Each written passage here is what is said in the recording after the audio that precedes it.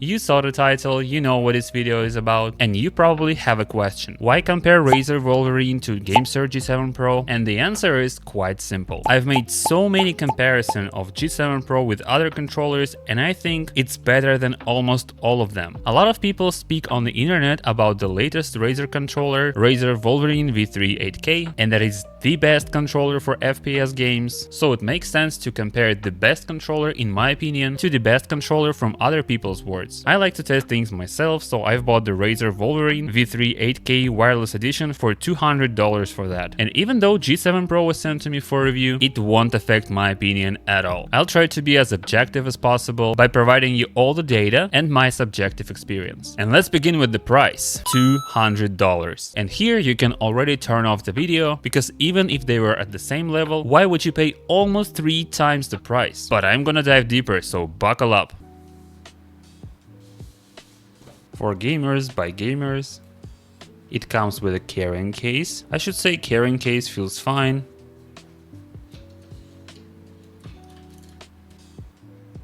Here's a 2-meter braided cable. The quality is nice, but I would say it's a little too dense maybe. It's gonna get in the way when you use the controller wired, but you are not gonna use it wired because you paid $120 extra to use this controller wireless.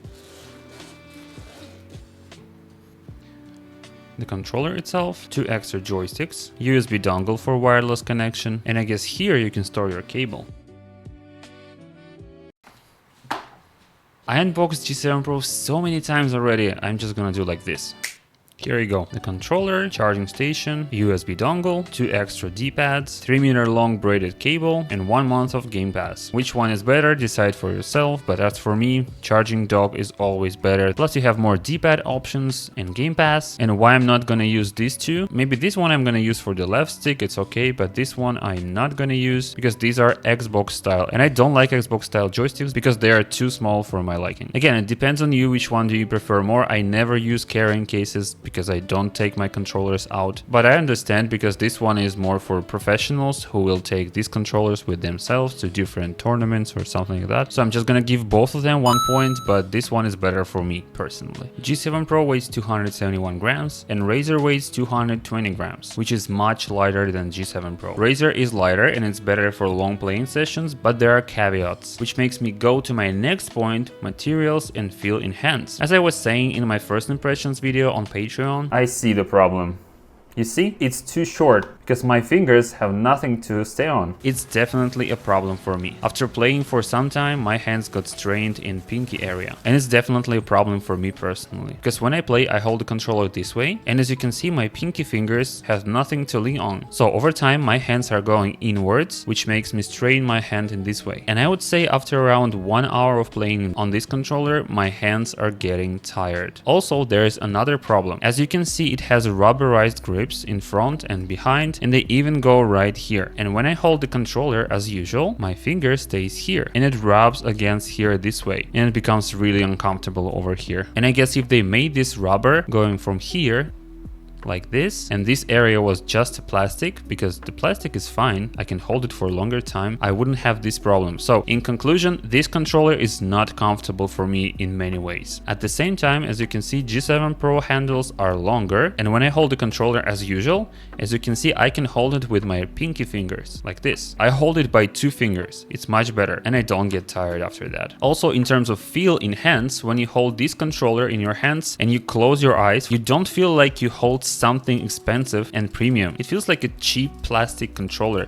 Even though the grips are rubberized, this kind of rubber feels like plastic. It's maybe better for longevity, but for feeling in hands, I don't like this rubber at all. And the fact that it weighs even less than G7 Pro is a problem for me as well, because there is some threshold for the weight of the controller. If it's too light, it feels cheap. If it's too heavy, it feels uncomfortable to use for long playing sessions. And in terms of weight and feel in hands, I prefer G7 Pro any day of the week, because it feels in hands just like an Elite 2 controller from Xbox. Which I hate, by the way, but I hate it internally, not externally, because when you hold that controller in hands, you feel like it's something expensive and it feels extremely premium. Same goes to G7 Pro. It's not too light, it's not too heavy, it's just right. But as for Razer Wolverine, it's just too light for me. I understand they removed the vibration motors to make this controller lighter, but I don't know. It doesn't feel good to use this controller for me personally. And another point, my hands not even that big. I can't imagine people having bigger hands than me using this controller. I don't know, it's just uncomfortable over time. As for plastic, it feels okay, but at the same time, this controller feels a little hollow. When even G7 Pro, you hold it, you feel like you have something rigid inside, and it feels premium.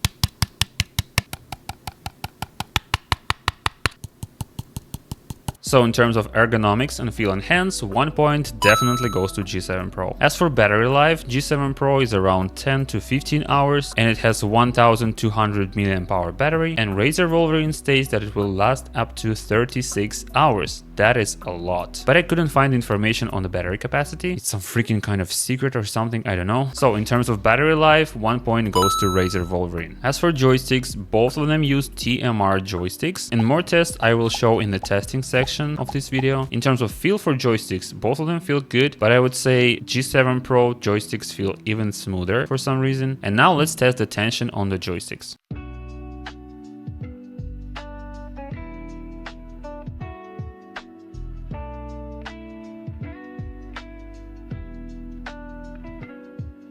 In terms of tension, they feel exactly the same. And of course, more tests are coming later in the testing section of the video. I will test it in different programs as well as in aim labs. So 1 point to both controllers for joysticks. As for face buttons, G7 Pro utilizes optical switches, and as I said many times before, they feel absolutely great. As for Razer Wolverine, they use Mech Tactile PBT buttons, and they feel even more sturdy than G7 Pro. This depends on your preference, but over time playing on this controller after around like 1 hour or something, my fingers got tired, because when you just start to play on this controller, you're like, wow, it feels great, they are so sturdy. You can feel every single press of the button, but over time you are getting tired of this. So it depends on your preference. I'm just gonna give both controllers 1 point for face buttons. As for D-pad, G7 Pro uses mechanical micro switches here. I like this D-pad, but many people may not like it because it's not enough tactile feedback. As for Razer, this D-pad feels great. It's clicky, it's tactile, and when I first got this controller out of the box and tried the D-pad, I instantly thought of another controller that has almost exactly the same D-pad, and it's Easy SMX D10. They look similar, they feel kinda similar as well, but Razer is a little more tactile and clicky, while D10 is a little softer, but they feel almost exactly the same. So if you already have D10 on your hands, you can kinda expect what you will feel if you buy the Razer. As for D-pads, I would say most of the people will prefer the Razer's D-pad, but I myself like this D-pad more because it's just better when you play the games, in my experience. So I'm just gonna give 1 point for each controller for a D-pad, because they're both great in some way and both are not perfect. As for bumpers and triggers and extra buttons, they are almost exactly the same. G7 Pro has tactile shoulder buttons, they are quiet and have good tactile response, while Razer is a lot louder, but at the same time it's clickier. So it's up to you which one you prefer more. But the one thing I don't like about these bumpers, they don't have any texture at all, while G7 Pro has texture and it just feels grippier. As for the shape, I didn't have any problem with the shape of bumpers on Razer. Same goes to G7 Pro, I like these bumpers as well. And as for triggers, they are textured on G7 Pro as well, and not textured and very slippery on Razer. And they have a different shape. And here you can see the problem that I was talking about before. Maybe it's not only the rubber on Razer, it's also the shape, because this curve is too aggressive. As for hair triggers, they both feel great, but when you switch to the analog trigger, G7 Pro is more dampened and feels more premium, while Razer has not enough dampening in my opinion, and it feels a little cheap, but just a little. So in conclusion, 1 point goes to both controller for bumpers and triggers. As for extra face buttons, they are the same: menu, view, power, screenshot, and function. You can take off the sticks on both controllers, but I much prefer the mechanism on G7 Pro, because you can simply install it in any position and it's very easy. When on Razer you have a special mechanism over here and you can only put the joystick in one way, and you can see in which way by this arrow, but even with this arrow sometimes it's very difficult to put it on.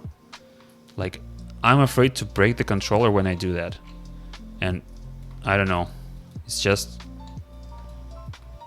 Not the best mechanism, I guess. Extra buttons are quite different. G7 Pro uses micro switches here, and they are clicky and very easy to press, which might be a problem for some people. And on Razer, they are more tactile and louder. And as for placement, both controllers have a good placement for these buttons. Back buttons are very different. G7 Pro has 2 back buttons. They are tactile and very quiet. And Razer Wolverine has 4 extra buttons. And these buttons are very good. Even though I never use 4 buttons on the controllers, I either use 2 or don't use them at all. I should say I like these back buttons quite a lot, especially for the placement. When you hold the controller as usual, your ring finger and middle finger are lying on these buttons, so they are very easy to access, they're clicky, you can feel every press of the button. I would say these back buttons are one of the best in terms of placement and the feel. So for extra buttons overall, 2 top buttons are almost the same, but Razer has a better back buttons. For most people probably. For me personally, I use only 2 buttons, and these 2 are just perfect in my opinion, because I can use my pinky and ring fingers to hold the controller and use a middle finger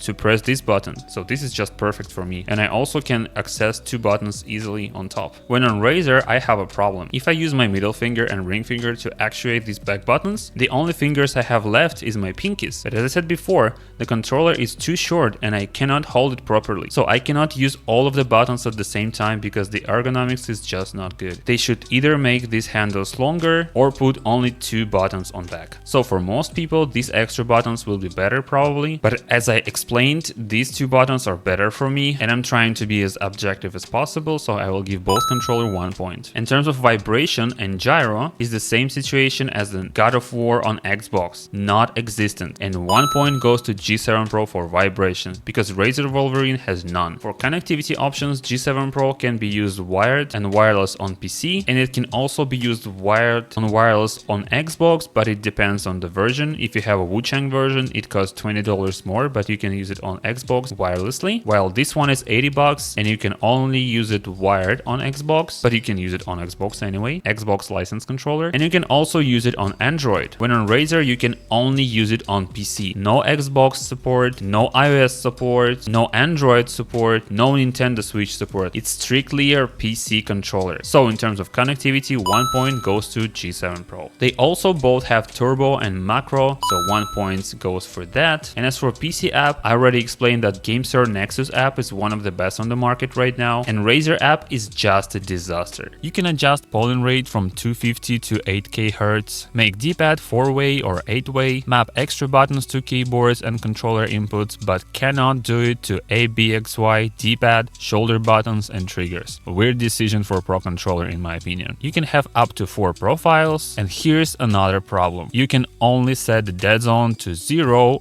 or 3. There is no 1 and 2%. Again, very weird decision for a Pro controller. You can change circularity to be circular or raw, set turn off timer, and calibrate. That's it. This is by far the worst app of every brand I reviewed on my channel. As for control freaks, G7 Pro uses PS4 and 5 style control freaks, while Razer Wolverine uses Xbox style control freaks. As you can see, PS5 style are just too big.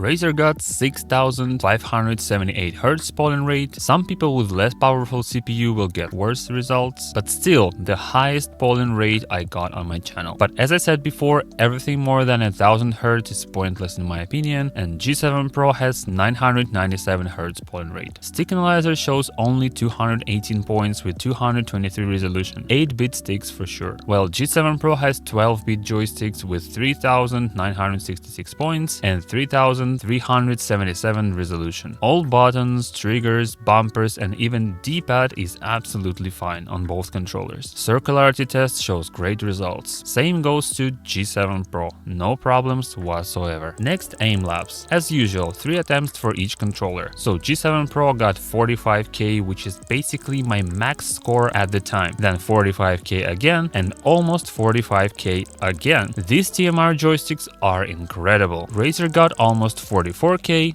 then 43k, and 45k. In terms of sticks, both are absolutely great for FPS games. One of the best. I've started to play recently released Destiny Rising. It's a mobile game, but I played on Android emulator on max settings. I love the game so far. It's great to play this game with both controllers. Same goes to Call of Duty, snappy, linear, quick, and precise. Both are good for fighting games, at least from non-professional perspective. Same goes to platformers and retro games. In conclusion, both G7 Pro and Wolverine are great in any genre. Want some exclusive content? Join me on Patreon for early previews, behind the scenes and more special perks. Your support means a lot to me. The link is in the description. Conclusion time! One of my first points at the beginning of this video was that Wolverine V3 cost $200, while G7 Pro cost $80, so which is almost 3 times cheaper than Razer Wolverine. And keeping in mind that this controller can only be used on PC, and this controller can be used on PC, Xbox and Android. And G7 Pro has better ergonomics. It also more customizable because you can detach the faceplate and change the D-pads and sticks and joysticks, whatever you like. I simply cannot recommend to buy Razer Wolverine to anyone. This controller is just too overpriced. G7 Pro has the same sticks and they are even better in my experience. 8000 polling rate is just a marketing bullshit. You don't need anything more than 1000 Hz. You cannot even feel the difference. Most of the people cannot even feel the difference between 500 and 1000 Hz. So here's the hot take from me. 1000 Hz is just a golden standard for controllers,